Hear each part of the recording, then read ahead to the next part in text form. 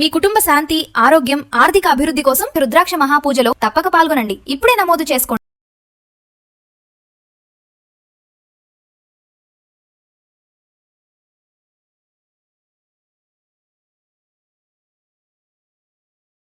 నమస్తే సార్. నమస్తే. Sir, stock మార్కెట్లో మనం చూడండి చెప్తా ఉంటారు కదా, దాంట్లో పెట్టండి దీంట్లో పెట్టండి అంటూ ఉంటుంది. సెక్టర్ ఐడెంటిఫికేషన్ అనేది ఒక కీగా చూస్తూ ఉంటాము. మరి కొన్ని సెక్టార్స్లో మనం చూసుకుంటే రిటర్న్స్ అనేవి సరిగా రావు. అంటే ఈ ఐడెంటిఫికేషన్ అనేది కీ అంటున్నారు కదా, ఎలా చూడాలి దాన్ని? అంటే బేసికల్గా లైక్ ప్రతి కంట్రీలో మేజర్ ఇండెక్స్లు కొన్ని ఉంటాయి. లైక్ ఇండియాలో ఉందనుకోండి, నిఫ్టీ నిఫ్టీ 50 గురించి మాట్లాడతాం. ఎందుకు అంటే ఇండియాలో 5,300 కంపెనీస్ స్టాక్ మార్కెట్లో రన్ అవుతా ఉన్నాయి ఎనీ పాయింట్ ఆఫ్ టైంలో. బట్ ఇంపార్టెంట్ థింగ్ ఏంటంటే టాప్ 50 మొత్తం కలిపి టాప్ 50 ఫ్రీ ఫ్లోటింగ్ బేస్గా తీసుకుంటే top 50 is equal to more than 54% control చేస్తుంది ఇండియన్ స్టాక్ మార్కెట్ని. అంటే పేరుకి 5,300 కంపెనీస్ ఉన్నా సరే టాప్ 50 యొక్క వాటా ఎంత అంటే 54%. అందుకని వేరే కంట్రీ వాళ్ళు ఇండియన్ స్టాక్ మార్కెట్ అనే ఉండరు, నిఫ్టీ 50 అంటారు. అట్లా ప్రతి కంట్రీలో కూడా ఒక మేజర్ ఇండెక్స్ ఉంటుంది. That is representative of the ఆ పర్టికులర్ ఎకానమీ అనమాట.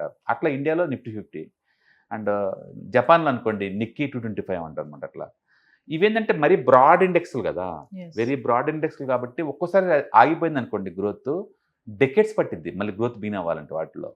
అందుకని వీటిలో పెద్ద గ్రోత్ కనపడపోవచ్చు. అందుకని సెక్టర్స్ అలా కాదు, నిరంతరం కొన్ని సెక్టర్స్ హాట్ అవుతూ ఉంటాయి కదా నిరంతరం. అందుకని సెక్టర్ ఐడెంటిఫికేషన్ చేయడం చాలా ఇంపార్టెంట్ తప్ప బ్రాడ్ ఇదులు వెళ్తే కన్జర్వేటివ్గా ఉంటారు అనమాట. అందులో ఎంతకాలం ఉంటే నీకు ఎంత మనీ వచ్చింది. సపోజ్ నిఫ్టీలో పెట్టామనుకోండి, ఇయర్లీ యావరేజ్ మీద 10% అన్నట్టు చెప్తుంటారు. బట్ డిజిట్ గ్యారెంటీ అంటే ఈక్విటీలో గ్యారెంటీ అనే పదం వాడకూడదు, డెట్ ఫండ్స్ తప్ప. కానీ ఆగింది అంటే డెకేట్స్ ఆగిపోద్ది మార్కెట్స్. ఎగ్జాంపుల్ జపాన్ ఉందనుకోండి, 30 years వరకు జీరో రిటర్న్ వాళ్ళ మేజర్ ఇండెక్స్ నిక్కీ 225. ఇప్పుడు అది ఆల్ టైమ్ హై బ్రేక్అవుట్ అయింది. అంటే ఇప్పుడు వాళ్ళ ఎకానమీ బూమ్ అవుతుంది. ఏ స్టాక్స్ నడుస్తున్నాయి హవా లాస్ట్ 2 years నుంచి. దాంతో ఏ స్టాక్స్ పుణ్యం అంటూ ఇండెక్స్ మొత్తం పైకి వెళ్ళిపోయింది. ఓకే, అలాగే మనం అమెరికన్ మార్కెటే చూసుకున్నాం అనుకోండి, 1929 నుంచి 25 years జీరో రిటర్న్ అక్కడ కూడా. ఏది అమెరికా అంటే అడ్వాన్స్ కంట్రీలో కూడా, ఎందుకంటే మేజర్ ఇండెక్స్ మొత్తం అలా స్టక్ అయిపోతాయి. అలాగే హాంకాంగ్లో కూడా 2008 హై ఇప్పుడు బ్రేక్అవుట్ అవుతుంది. అంటే 18 years పట్టింది అది బ్రేక్అవుట్ అవ్వడానికి. అలాగే కొరియన్ మార్కెట్ కూడా 1989లో వచ్చిన పీక్ లెవెల్ ఇప్పుడు బ్రేక్అవుట్ అవుతుంది. ఓకే, అలాగే ఫుట్సీ లండన్ది 20 years జీరో రిటర్న్స్.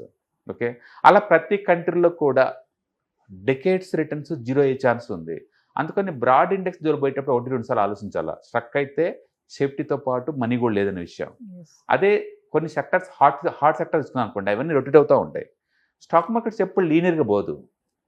మన కెరీర్ గ్రోత్ లాగానే కూడా అది కూడా ఏంటంటే సైక్లికల్ నేచర్ ఎక్కువ ఉంటుంది అనమాట. అందుకని ఏది హాట్ అయితే ఆ సెక్టర్స్ మూవ్ అవ్వటం చాలా ఇంపార్టెంట్. అప్పుడు నువ్వు ఇండస్ట్రీ యావరేజ్ని బీట్ చేయొచ్చు అనమాట. అందుకని ప్లెయిన్ ఇండెక్స్లో పెట్టి నిద్రపోతే నీకు మనీ వస్తుంది అంటే ఇట్స్ మ్యూ టేక్ డెకెట్స్ టైం. మేబీ 30 yearsలో ఐఎమ్ రైట్ అయి ఉండొచ్చు, 10 yearsలో మేబీ ఐఎమ్ రాంగ్ అనమాట. అది అందుకని మీరు ఎప్పుడైనా బ్రాడ్ ఇండెక్స్ జోలిపోయేటప్పుడు సేఫ్టీ చూసుకోండి. అంత ఈజీగా మనీ వస్తుంది అనుకోమాకండి. బట్ సెక్టర్ రొటేషన్లో అవుతూ ఉంటాయి కాబట్టి ఎంత వరస్ట్ ఎకానమీలో కూడా కొన్ని సెక్టర్స్ హాట్ అవుతుంటాయి. ఎగ్జాంపుల్ ఈ పాయింట్ ఆఫ్ టైంలో ఇండియా అనుకోండి, power very hot demand, data centre అని పెడుతున్నారు, వాటికి ఎక్కువ పవర్ కన్జ్యూమ్ అవుతూ ఉంటుంది. And power hot. అలాగే కమాడిటీస్ థీమ్ నడుస్తుంది, వరల్డ్ వైడ్ కమాడిటీస్ అన్ని హాట్గా ఉన్నాయి, కమాడిటీ నడుస్తుంది. అలాగే హాస్పిటల్స్ థీమ్, ఇండియాలో ఉన్న మెజారిటీ హాస్పిటల్స్ అన్నీ ప్రైవేట్ ప్లేయర్స్ 70% ఆక్యుపై చేశారు. ఈచ్ బెడ్కి ఇయర్లీ యావరేజ్ మీద వాళ్ళు 70,000-80,000 బయట తీస్తున్నారు వైద్యవిని. అందుకని హాస్పిటల్ సెక్టర్స్ కూడా ముందు పోయే ఛాన్స్ ఎక్కువ ఉంది. అలాగే ఇప్పుడు లేటెస్ట్గా మేక్ ఇన్ ఇండియా మ్యానుఫ్యాక్చరింగ్ బాగా బీన్ అవుతుంది ఇండియాలో. ఇప్పుడు ఆ థీమ్ కూడా బాగుండే ఛాన్స్ ఎక్కువ ఉంది. అట్లా పర్టికులర్ సెక్టర్ జోలిపోతే couple of years money make చేసుకోవచ్చు అనమాట. అదే నిఫ్టీ 50 అనుకోండి, వీటికి అంత గ్రోత్ వాటికి ఉండకపోవచ్చు కదా. సపోజ్ ఇండియాలో కూడా ఏదైనా ఏఐ స్టాక్స్ లిస్ట్ ఒక ETF కానీ ఇండెక్స్ ఫండ్ కానీ వచ్చింది అనుకోండి, ఆ గ్రోత్ చాలా ఎక్కువ ఉంది కదా. జ్యువెలరీ సెక్టర్ గ్రోత్ ఇండియాలో 15% ఉంటుందండి, మోర్ దెన్ 15. ఇండియాలో ఐటీ సెక్టర్ గ్రోత్ హార్డ్లీ 5-8% ఉంది. కాబట్టి గ్రోత్ ఎక్కడ ఉందంటే వాటికి మూవ్ అయితే నీకు ఎక్కువ డబ్బులు రావచ్చు. అదే బ్రాడ్ సెక్టర్లో కూర్చుంటే అంత పీక్ లెవెల్ ఉండదు అనమాట. బట్ అన్ఫార్చునేట్లీ ప్రతి ఇండియాలో కూడా ఆ బ్రాడ్ సెక్టర్స్తో కంపేర్ చేస్తారు తప్ప రిటర్న్స్ వేరే దాంట్లో కంపేర్ చేయరు. ఎగ్జాంపుల్ ఇండియా ఉందనుకోండి, లాస్ట్ 2 years జీరో రిటర్న్స్ అని చెప్తారు. మీరు మాట్లాడుతున్న దేని గురించి, నిఫ్టీ గురించి. మీరు నిఫ్టీని క్రైటీరియా తీసుకుంటున్నారు. నిఫ్టీ దాటి మనం చూసామనుకోండి, మైక్రో క్యాప్ ఇండెక్స్ కానీ, స్మాల్ క్యాప్స్ కానీ, లేదా పర్టికులర్గా 20-30 కూడా రావచ్చు. 2030 కూడా రావచ్చు. ఓకే, బట్ అందుకని జనరలైజ్డ్ ఇండెక్స్ అంటే బ్రాడ్ ఇండెక్స్కి వెళ్తే డెకేడ్స్ కూడా ఒక్కోసారి రాకపోవచ్చు. సెక్టర్ మంచి సెక్టర్ ఐడెంటిఫై చేస్తే కపుల్ ఆఫ్ వీక్స్లో కూడా మనీ రావచ్చు. అందుకని సెక్టార్స్ లేదా స్టాక్ ఐడెంటిఫికేషన్ చాలా ఇంపార్టెంట్. అందుకని ప్రస్తుతానికి మనం ఎలాంటి ఎకానమీలో ఉన్నాం, ఈ ఎకానమీలో బాగా భూమి అయ్యే సెక్టార్స్ ఏంటి, అందులో ఉన్న ETFs, ఇండెక్స్ ఫండ్స్, మ్యూచువల్ ఫండ్లు పెడితే కనుక డెఫినెట్గా గుడ్ మనీ మేక్ చేసుకోవచ్చు. అంటే బ్రాడ్ ఇండెక్స్ కంటే సెక్టర్ ఐడెంటిఫికేషన్ అనేది ఇంపార్టెంట్. యా, ఎందుకంటే సెక్టర్ స్పెసిఫిక్ అంటే కపుల్ ఆఫ్ స్టాక్సే ఉంటాయి కదా, ఆ సెక్టర్ బాగా గ్రోత్ అవుతుంది కాబట్టి మనకి ఎక్కువ మనీ వచ్చే ఛాన్స్ ఎక్కువ ఉంది. బ్రాడ్ కంటే ఇట్లా కాదు కదా, నిఫ్టీ 50 అనేది సైజ్ వైజ్గా అంటే బ్రాడ్ బేస్డ్ ఇండెక్స్, అది దాంట్లో అన్ని రకాల సెక్టార్స్ ఉంటాయి. అది స్ట్రక్ అయింది అనుకోండి, ఒక్కోసారి ఒక డెకెడ్ కూడా రూపాయి కూడా రాదు, డెకెడ్ కూడా రాదు. అది ఎగ్జాంపుల్ 1995 నుంచి ఒక 10 years వరకు 0 రిటర్న్ వచ్చింది. ఇప్పుడు లాస్ట్ 2 years నుంచి 0 వస్తుంది కదా.